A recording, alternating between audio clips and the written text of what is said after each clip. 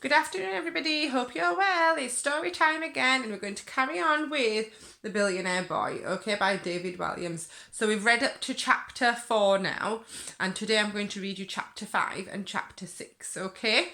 So before we start, have a quick discussion with either an older brother or a sister or an adult in the house about what has happened in the story so far, okay, just to jog your memory. So get comfortable and I'll find where we are. So, chapter 5. Out of date Easter eggs. Ding! No, reader, that's not your doorbell. No need to get up. It's the sound of the bell tinkling in Raj's shop as Bob and Joe opened the door. Ah, Bob, my favourite customer, said Raj. Welcome, welcome. Raj ran the local newsagent shop. All the local kids adored him. He was like the funny uncle you always wish you had. And even better than that, he sold sweets. Hi, Raj, said Bob. This is Joe. Hello, Joe, exclaimed Raj. Two fat boys in my shop at one time. The Lord must be smiling on me today. Why have you both got so little on? We came straight from cross-country running, Raj, explained Bob. Fantastic! How did you do? First and second, replied Bob. That's wonderful, exclaimed Raj. To last, finished Bob. Oh, that's not so good, but I imagine you boys must be hungry after all that exercise. How can I help you today? We'd like to buy some chocolate, said Joe. Well, you have come to the right place. I have the finest selection of chocolate bars in this parade, Raj announced triumphantly. Considering the only shops in the parade were a laundrette and a long since closed florist, that wasn't saying much. But the boys let it pass. Now, one thing Joe knew for certain was that chocolate didn't have to be expensive to taste nice. In fact, after a few years of gorging themselves on the finest chocolates from Belgium or Switzerland, he and his dad had realised that they weren't half as delicious as a Yorkie or a bag of minstrels. Or for the true connoisseur, a double-decker. Well, let me know if I can help you, gentlemen, said the newsagent. The stock in Raj's shop was haphazardly laid out. Why was the Nuts magazine next to the Tipex? If you couldn't find the Jelly Tots, it was entirely possible that they might be hiding under a copy of The Sun from 1982. And did the post-it notes really have to be in the freezer? However, local people kept coming to the shop because they loved Raj, and he loved his customers too, particularly Bob. Bob was one of his absolute best customers. We are happy just to browse, thanks, replied Bob. He was studying the rows and rows of confectionery, looking for something special, and today money wasn't a problem. Joe had a £50 note in his pocket. They could even afford one of Raj's out-of-date Easter eggs. The whispers are very good today, young sirs. Freshened this morning, ventured Raj. We are just looking, thank you, replied Bob politely. The Cadbury's cream eggs are in season, suggested the newsagent. Thank you, said Joe, politely smiling. Just to say, gentlemen, I am here to help, said Raj. If you have any questions, please don't hesitate to ask. We will, said Joe. There was a brief moment of silence. There they are. Can you see them? They're in the shop. There's Bob, and there's Joe, and there's Raj. Just to let you know, the flake is off today, sirs, continued Raj. I should have said a problem with the supplier, but I should have them back on sale tomorrow. Thanks for letting us know, said Bob. He and Joe shared a look. They were beginning to wish the newsagent would just let them shop in peace. I can recommend a Ripple. I had one earlier and they are exquisite at the moment. Joe nodded politely. I'll leave you alone to make your own mind. As I say, I am here to help. Can I have one of these? Said Bob, lifting up a giant bar of Cadbury's dairy milk to show Joe. Joe laughed. Of course you can. An excellent choice, gentlemen. I have those on special offer today. Buy 10, get one free. Raj said. I think we just need the one right now, Raj, said Bob. Buy 5 and get half of one free. No thanks, said Joe. How much is it? £3.20, please. Joe took out the £50 note. Raj looked at it in wonder. Oh my! I have never seen one of those before. You must be a very young, rich man. Not at all, said Joe. His dad gave it to him for his birthday, chimed in Bob. Lucky boy, said Raj. He peered at Joe. You know, you look familiar, young man. Do I? Replied Joe nervously. Yes, I am sure I have seen you somewhere before. Raj tapped his chin. As he thought, Bob stared at him baffled. Yes, said Raj eventually. Only the other day I saw a picture of you in a magazine. I doubt it, Raj, scoffed Bob. His dad makes loo rolls. That's it, exclaimed Raj. He rifled through a pile of old newspapers and pulled out the Sunday Times rich list. Joe started to panic. I've got to go. The newsagent flicked through the pages. There you are, Raj indicated a photograph of Joe sitting awkwardly on the front of his Formula One racing car, and then read aloud from the magazine. Britain's richest children. Number 1, Joe Spud, age 12, bum-fresh air, estimated worth 10 billion. A large lump of chocolate dropped from Bob's mouth onto the floor. 10 billion! No way have I got 10 billion, protested Joe. The press always exaggerate. I've got 8 billion at the most, and I won't even get most of it till I'm older. That's still a lot of money, exclaimed Bob. Yeah, I suppose it is. Why didn't you tell me? I thought we were mates. I'm sorry, stammered Joe. I just wanted to be normal, and it's so embarrassing being the son of a bog-roll billionaire. No. You should be proud of your dad, exclaimed Raj. His story is an inspiration to all of us. A humble man who became a billionaire with one simple idea. Joe had never really thought of his dad like that. Leonard Spud revolutionised the way we wipe our bottoms forever, chuckled Raj. Thanks, Raj. Now, please tell your father I have just started using Bumfresh and I love it. My bottom has never been so sparkling. See you next time. The two boys walked along the street in silence. All you could hear was Bob sucking the chocolate from between his teeth. You lied to me, said Bob. Well, I did tell you he worked in bog rolls, said Joe uncomfortably. Yeah, but I know, I'm sorry. It was Joe's first day at school and his secret was already out. Here, have the change, said Joe, reaching in his pocket for the two £20 notes. Bob looked crushed.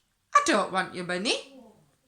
But I'm a billionaire, said Joe, and my dad's got squillions. I don't even know what that means, but I know it's loads. Just take it. Here, have this lot too. He pulled out a roll of £50 notes. I don't want it, said Bob. Joe's face crinkled with incredulity. Why not? Because I don't care about your money. I just liked hanging out with you today. Joe smiled. And I liked hanging out with you. He coughed. Look, I'm really sorry. It's just the kids at my old school used to bully me because I was the bum-fresh boy. I wanted to just be a normal kid.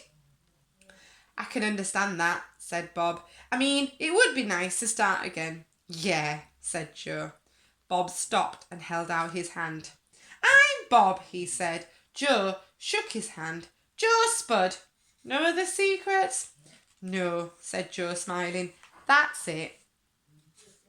Good, said Bob, smiling too. You won't tell anyone at school, will you, said Joe, about me being a billionaire? It's so embarrassing, especially when they find out how my dad became rich. Please. Not if you don't want me to. I really don't. Well, I won't then. Thanks. The two continued down the street. After a few paces, Joe couldn't wait any longer. He turned to Bob, who had already polished off half the massive bar of dairy milk. Can I have some chocolate then? He asked. Yes, of course. This is for us to share, said Bob, as he broke off his friend a tiny square of chocolate.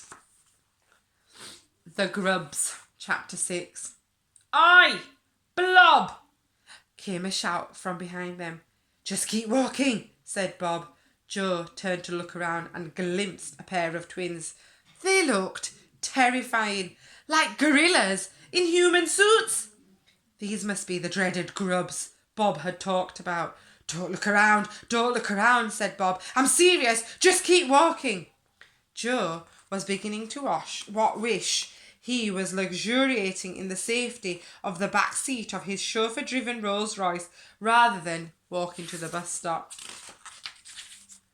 Fatso! As Joe and Bob walked faster, they could hear footsteps behind them. Although it was still early, the winter sky was blackening, the street lamps flickered on, and blotches of yellow light spilled onto the wet ground. Quick, let's run down here, said Bob.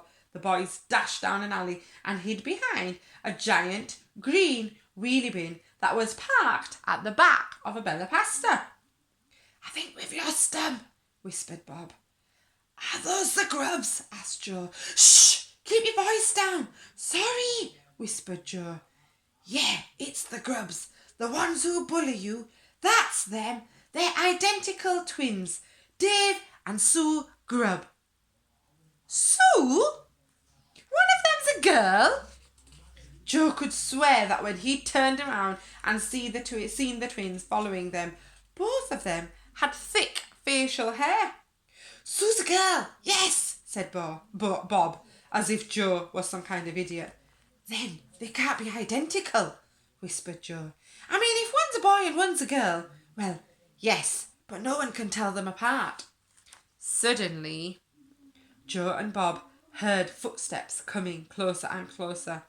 I can smell fat boys, came a voice from the other side of the bins. The Grubs wheeled the bin away to reveal the two boys crouching behind it. Joe took his first good look at the pair. Bob was right. The Grubs were identical. They both had matching crew cuts, hairy knuckles and moustaches, all of which seemed unfortunate for both of them. Let's play Spot the Difference with the Grubs. Can you spot 10 differences between these two? You can pause the video here if you want and see if you can have a go at spotting 10 differences, and then we can carry on. No, you can't. They're exactly the same. A gust of cold wind hummed through the alley. An empty can trundled past on the ground. Something twitched in the bushes.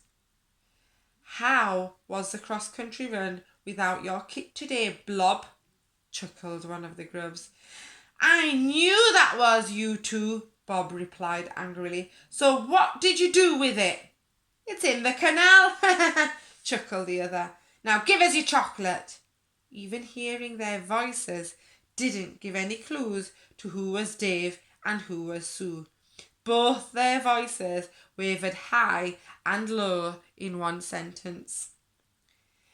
I'm taking some home for my mum, protested Bob. I don't care, said the other Grub. Give us it, you little, said the other one. I have to confess, reader, that the bit was a swear word.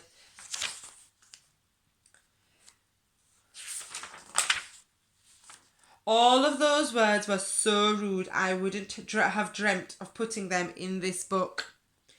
Don't pick on him, said Joe. Then he instantly regretted drawing attention to himself again as the Grubs took a step towards him. Oh, what? Said either Dave or Sue, their breath toxic from a bag of skips they had recently snatched from a little girl in year 5. Oh, Oh, Joe searched his mind for something to say that would crush these bullies forever. Oh, I'll be very disappointed with both of you. That wasn't it. The grubs laughed. They snatched what was left of the Cadbury's Dairy Milk bar from Bob's hand and then grabbed his arms. They lifted him up, and as Bob yelled for help, they deposited him into the wheelie bin. Before Joe could say anything else, the grubs were stomping off down the road laughing, with their mouths full of stolen chocolate. Joe dragged a wooden crate over, then stood on it to give himself more height. He leaned down into the bin and caught hold of Bob under the armpits. With a great heave, he started to pull his heavy friend out of the bin. "Are you okay?" he asked as he strained to take Bob's weight. "Oh yeah, they do this to me most days," said Bob. He pulled some spaghetti and Parmesan cheese out of his curly hair. Some of it might have been there since the last time the Grubs twins deposited him in the bin. "Well, why don't you tell your mum?" "I don't want to make her worry about me. She's got enough to worry about already," replied Bob. "Maybe you should tell a teacher then." The Grubs said if I ever told anyone that they would really beat me up. They know where I live, and even if they got expelled, they could still find me. He looked like he was about to cry. Joe didn't like to see his new friend upset. One day, I'll get them back. I will. My dad always used to say the best way to beat bullies is to stand up to them. One day, I will." Joe looked at his new friend, standing there in his underwear, covered in scraps of Italian food. He thought of Bob standing up to the Grubs. The fat boy would get massacred. But maybe there's another way, he thought. Maybe I can get the Grubs off his back forever. He smiled. He still felt bad about paying Bob to come last in the race. Now